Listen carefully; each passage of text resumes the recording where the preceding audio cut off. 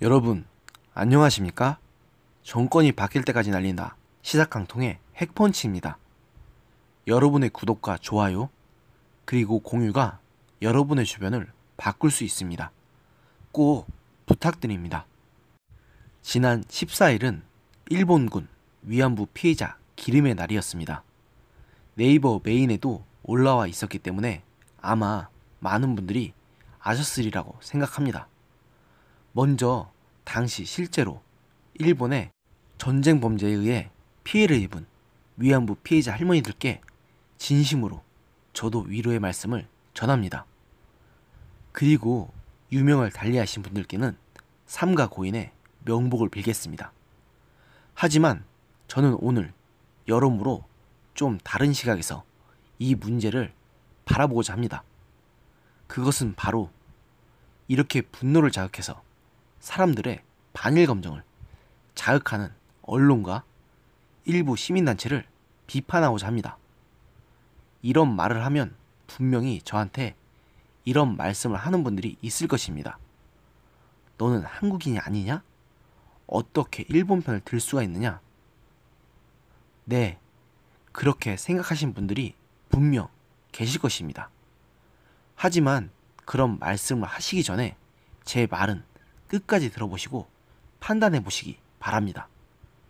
그런 다음에도 제가 일본 편을 드는 것 같다고 생각하시면 그땐 어쩔 수 없지만요. 먼저 이런 목소리를 내는 사람들의 주장은 진정성 있는 사과의 기준이 무엇인지가 궁금합니다.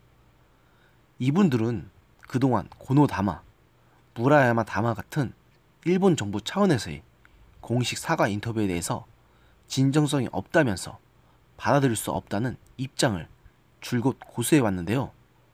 다들 잘 아시겠지만 일개 이름 없는 인터넷 신문사의 신문 기자조차 자신의 이름으로 글이 올라가면 그에 대한 책임이 크기 때문에 함부로 올리지 않습니다. 하물며 정부 차원에서의 공식 담화인데 이게 대충 발표한 것일까요? 그리고 다른 건 다 떠나서 저는 이분들이 말씀하시는 진정성 있는 사과의 구체적인 기준에 대해서는 단 한 번도 들어본 적이 없습니다. 구체적으로 그분들이 원하는 진정성 있는 사과가 정말로 무엇인지 저는 알고 싶습니다. 그리고 지금 상황에서 일본에 대한 감정을 이런 식으로 계속 자극하는 것이 과연 옳은 것인지도 정말 묻고 싶습니다. 일본군 위안부 문제는 분명 가슴 아픈 과거사가 맞습니다. 또 절대로 반복되어서는 안 되는 비극적인 역사이기도 합니다.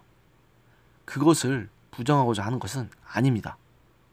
하지만 지금 이런 시국에서 이렇게 일본과의 과거사를 들춰내서 계속 대중이 일본을 비난하게 만드는 것이 과연 옳은 일인지 저는 솔직히 회의적입니다.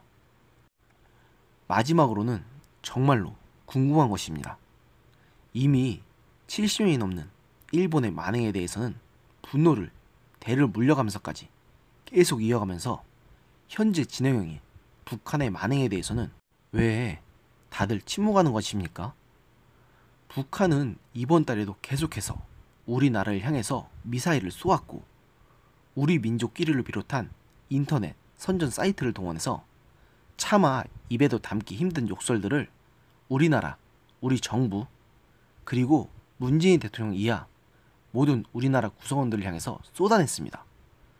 그런데도 이런 분들은 문재인 대통령과 정부 인사들처럼 북한의 저런 만행에 대해서는 그저 묵묵부답으로 일관할 뿐입니다.